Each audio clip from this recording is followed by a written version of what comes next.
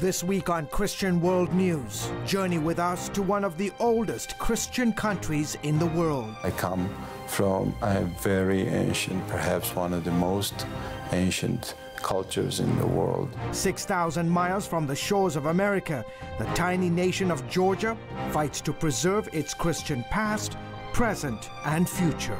Georgians have always had to defend their faith, even to the last drop of blood. And meet one of Georgia's most famous men, leading the charge to protect faith in his nation.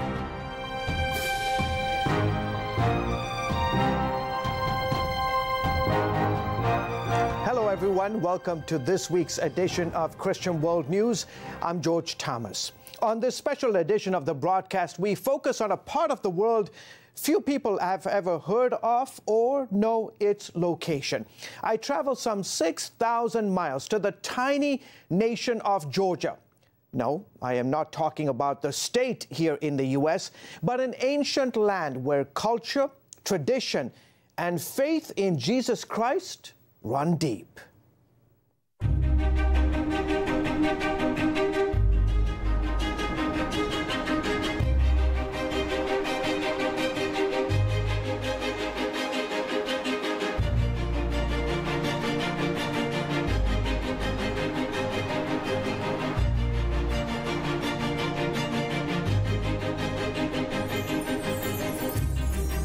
It was famed novelist John Steinbeck who, while traveling through the Soviet Union in 1947, referred to this land as a kind of second heaven.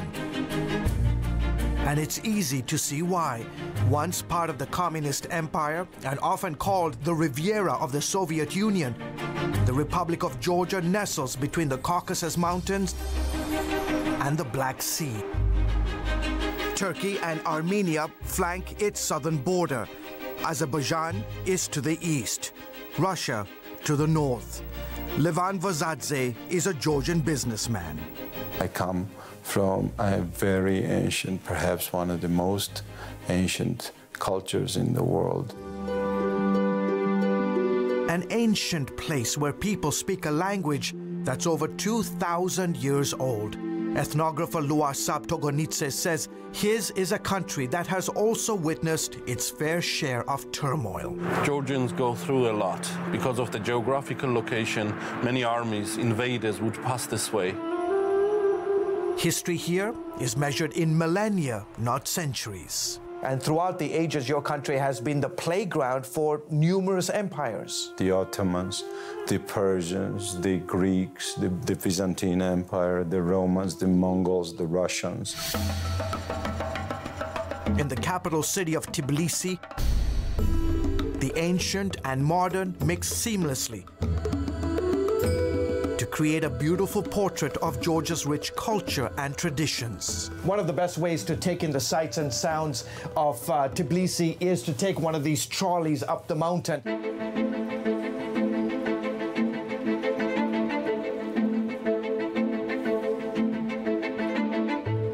In filming these scenes of Tbilisi and stunning countryside landscapes, Georgian cameraman Georgi Shamazana said it best. Every time I travel in different regions of my country, I feel like I'm traveling through thousands of years of history. Georgians are legendary for their hospitality. They believe guests come from God and as such are treated with honor. Their food is simply out of this world. For example, you have this amazing dish, it's called khinkali, and the all-famous hachapuri. Friendship is highly valued in this society, and family is paramount. But if there is one thing many Georgians cherish most, it is their faith. Vasadze says Christianity, above all else, has protected and preserved his nation. The reason Georgia remained what it is, because our nation has a profound feeling of responsibility to holding on to the eternal features of our national character, which by all means are rooted in the Christian culture. Georgia is one of the oldest Christian countries in the world. Its Christian heritage can be traced here to the small town of Mshketa. It was around 326 AD when a woman evangelist named Nino started preaching the gospel here. And where these two rivers meet, two main rivers of Georgia, there was a big baptism, and it's considered to be second Jerusalem. For Georgians, it's a holy place. Christianity spread to the rest of the country and in about 10 years became the state religion. 5 crosses symbolizing Christianity's influence adorn the Georgian national flag. Dating back to the 4th century, the church has played a significant role in the society. In fact, about 80% of Georgians say they belong to the Orthodox Church. Georgians have always had to defend their faith, even to the last drop of blood. Iona Gamrekeli is a prominent leader in the Georgian Orthodox Church. He says over the centuries, many Christians became martyrs for refusing to renounce their faith. In 1226 alone, Muslim invaders beheaded more than 100,000 Georgian Christians. There have been numerous attempts by invading armies to force us to give up our faith, but we never back down. Ellen Kavlelashvili is curator at Georgia's National Museum. She has in her collection priceless manuscripts, rare Bibles, and other historical artifacts documenting Georgia's Christian heritage. Today, the role of Christianity is even more significant as we face new challenges. Kavlelashvili believes her country today stands at a crossroads, with the countries of Central Asia, Russia, Europe, and the Middle East all vying for cultural and religious influence. She says tiny Georgia must once again stand to protect her heritage. I hope Georgia's example of unconditional love and dedication to faith are a testimony to all mankind. People should realize that the absence of faith is disastrous for a nation. Christianity is how we survived in the past, and it's how we will survive in the future.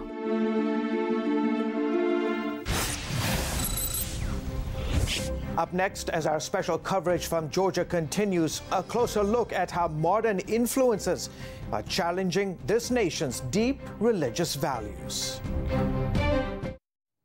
And welcome back to the broadcast. The Republic of Georgia is one of the oldest Christian countries in the world. For centuries, numerous empires have tried to eliminate Christianity there.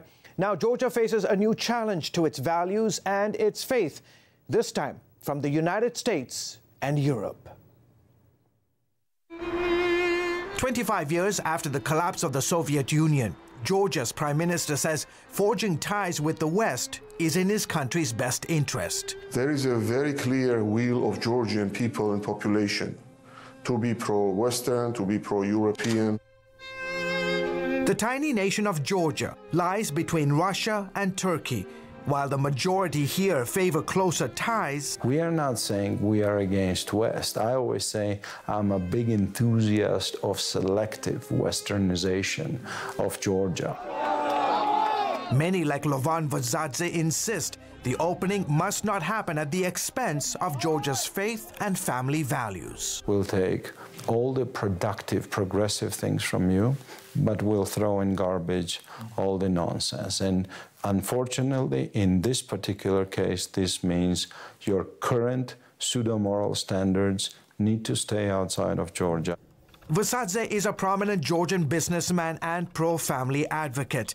The pseudo-moral standards he refers to are efforts by the US and EU to force Georgia into accepting homosexual practices and same-sex marriage as societal norms. If you think indecent, radically sexual behavior is what you want to do, that's your choice. But if I think that this is an embarrassing sin, I want to remain in a society which is allowed to say that. Much to his dismay, the Georgian parliament, under pressure from the European Union and with help from international pro-gay groups, passed a controversial law in 2014 making it illegal to discriminate against people on the basis of their sexual orientation. Vazadze says the decision amounted to the legalization of homosexuality in Georgia. You say this law is part of an international agenda. What is that agenda? To destroy a family. I believe the front line of this war is in every living room and in every bedroom where your wife and my wife, our children, sleep.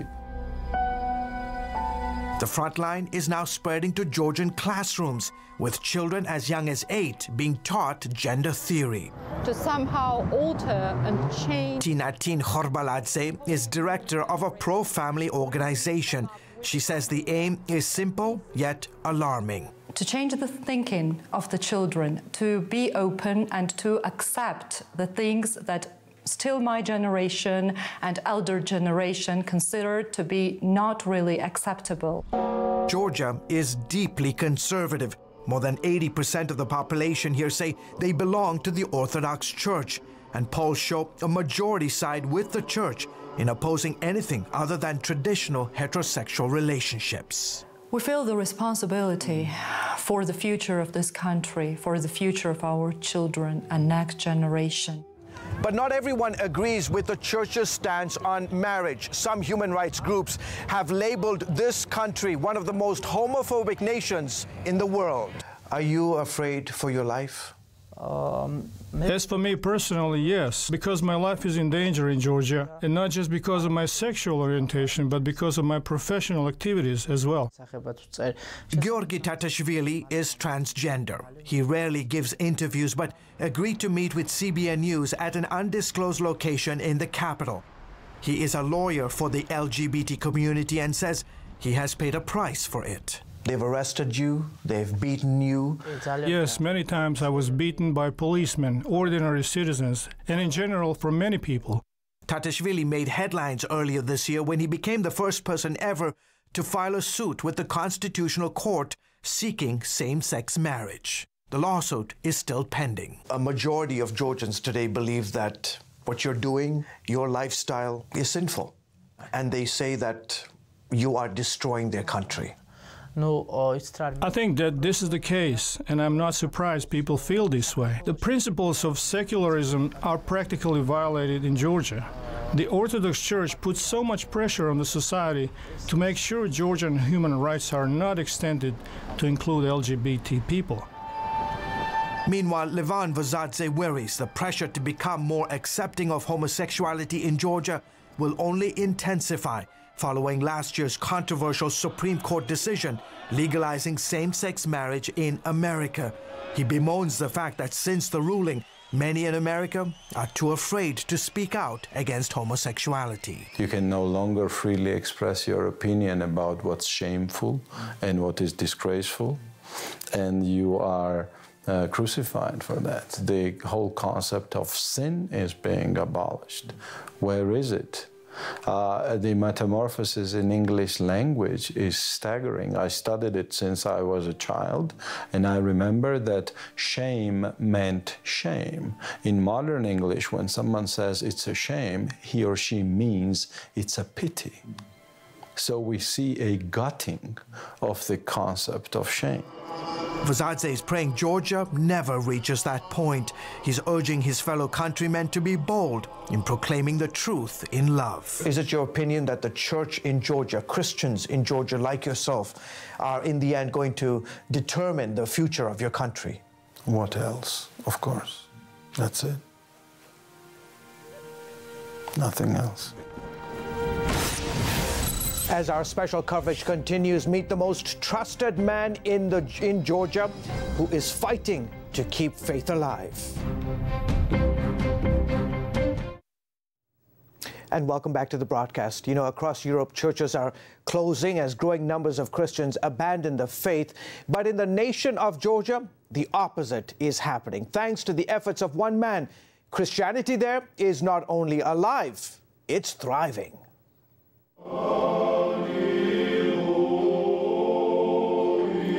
On any given Sunday morning, you'll find most churches in Georgia packed with the faithful. And one of the first things a visitor will notice is that there are no pews or chairs in most Georgian churches. That's because, unlike typical church meetings, Christians here stand during their services. We say that Orthodox are like candles because they stand before God in churches. It's uncomfortable. to stand for 2 hours, 3 hours in a row, but we choose to.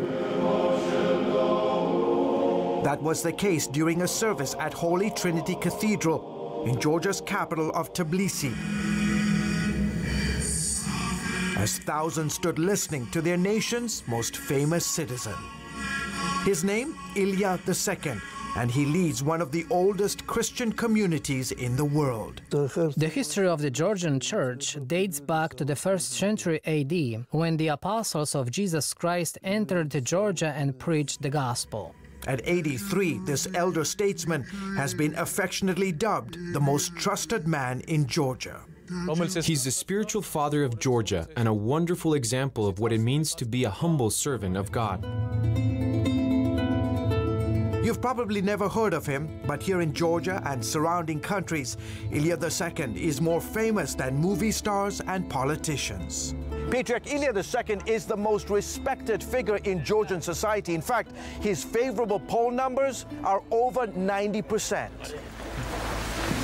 In an exclusive interview conducted at his private residence, Ilya II, whose official title is Patriarch of the Georgian Orthodox Church, spoke with CBN News about his country's deep love for God. The church's past is intertwined with the people and history of our nation. In the 4th century AD, Christianity was officially declared as the state religion. That makes Georgia one of the oldest Christian countries in the world. Tucked between the Caucasus Mountains and the Black Sea, more than 85% here say they belong to the Orthodox Church. And while many neighboring European countries have seen religious adherence fall, Christianity in Georgia is witnessing unprecedented growth. We are like the little spiritual oasis in the middle of this region. Patriarch Ilya II was installed back on Christmas Day 1977, and since then he has managed to single-handedly revive the Georgian Orthodox Church. He took over at a time when Christianity was under severe persecution from the Soviet government. The Bolshevik invasion in 1921 witnessed the unmerciful destruction of churches and monasteries across Georgia. Sergo Vardortsanidze is a professor of Georgian history. There were 1,500 churches and 1,600 clergymen active in Georgia. When the Patriarch was installed, there were only 50 churches and barely 70 priests remaining. He initiated a range of reforms to rebuild the church, including an emphasis on young people. He reached out to the youth, encouraging them to attend church and to consider the priesthood. He also took steps to make church services more engaging and easier to listen to. The church showed signs of revival in the late 1980s. Men like Ione Gamrekeli, impressed by the Patriarch's humility and dedication to service, decided to join the priesthood. The Patriarch stretched out his hands to the people, and the people responded. He preached God's word and people turned to God. Then came the Soviet Union collapse in the late 90s, which led to Christianity's renewal. The changes have since been profound. Now there are more than 2,000 active churches, with new ones being built every year, like this massive structure rising on the outskirts of Tbilisi. Also, more than 3,000 people have joined the priesthood, serving the spiritual needs of Georgia's nearly 4 million people. It has been said that the Patriarch inherited a church that was severely persecuted and covered in shroud. Now it is a living body. Nearly 3 hours after arriving for the service, a slow and frail Patriarch Ilya II finally makes his way through the throngs of worshippers that have gathered to hear him speak this Sunday morning. CBN News is granted unprecedented access to film as hundreds of men, women, and children line the ornate halls of Holy Trinity Cathedral to receive a prayer or special blessing. The Patriarch always says that all that's been achieved during his reign is because of the Lord's will. After decades of religious repression, many are grateful that the church in Georgia has not only survived, but is thriving, thanks in part to one man's desire to bring his nation closer to God. Many kind achievement has been accomplished, and I thank God for letting me undertake such endeavors for our nation. Well, folks, that is it for this special edition of Christian World News. As always, you can find more of our exclusive coverage of God at work around the world at cbnnews.com. Tell us what you think about the stories you've seen here this week. As always, you can reach out to us via Facebook, Twitter, or Instagram. I hope you will send us your comments, especially on this particular edition. Well, folks, that is it, unfortunately, for this week's edition of Christian World News. From all of us here in the studio, as well as back in the control room, have a fantastic week. And always remember, God bless you and God loves you. Have a great week, guys.